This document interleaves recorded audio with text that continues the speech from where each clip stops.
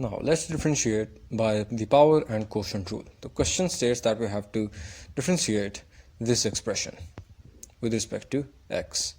So by the way, we can write down this expression as x squared plus 1 whole to the power 1 by 2 because it's a square root. If it was a cube root, it would be 1 by 3. And in the denominator, we'll have x squared minus 1 whole to the power 1 by 2.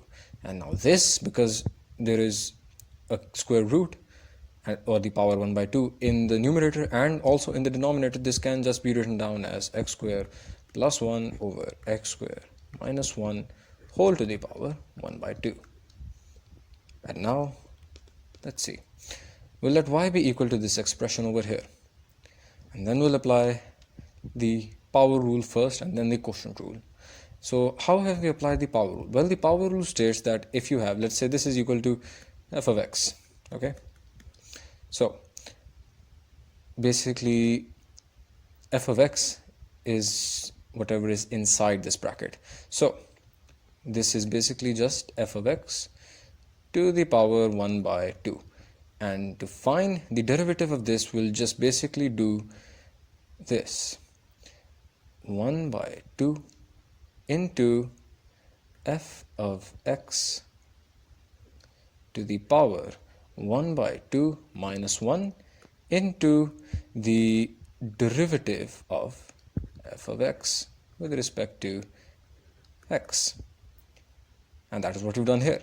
1 by 2 multiplied with f of x, which is basically this expression,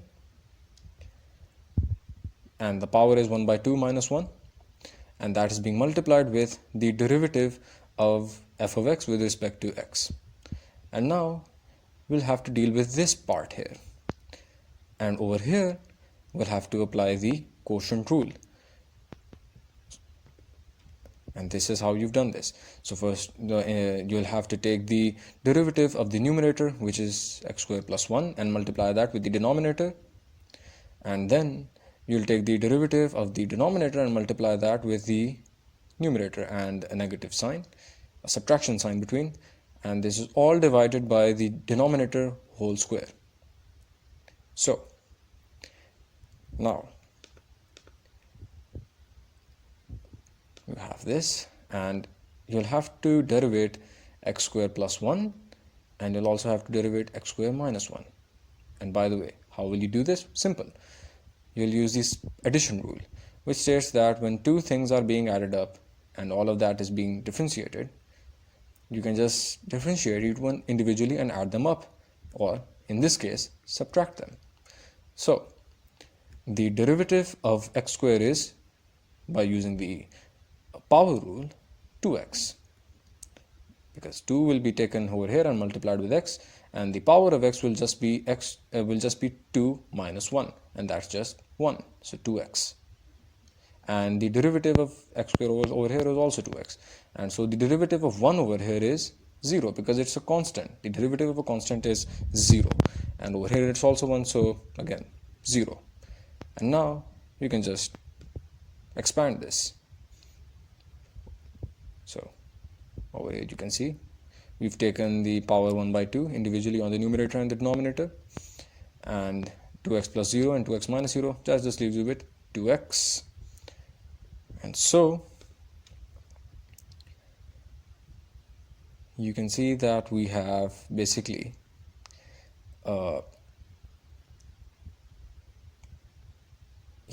we've cancelled out these, or basically we've divided x squared minus 1 to the power 1 by 2 and x squared minus 1 to the power 2. So that just leaves you with this in the denominator, x squared minus 1, 2 minus 1 by 2. Because 1 by 2, when it comes to the denominator, it becomes minus 1 by 2. And in the numerator, we've just expanded all of this by doing the multiplication. And so, upon further calculation, you get just this, and basically over here this just leaves you with minus 4x, because this 2x cube and this minus 2x cube just cancel out because they're being subtracted, and that leaves you with 0. Minus 2x becomes minus 4x, and in the denominator, this x square plus 1 to the power 1 by 2 can be written down as under root x square plus 1, and this 2 is being multiplied with it, and so this just becomes x square minus 1 whole to the power 3 by 2, and you've basically cancelled out this 2 and this minus 4, and this minus 4 just becomes minus 2, and so you're left with this, and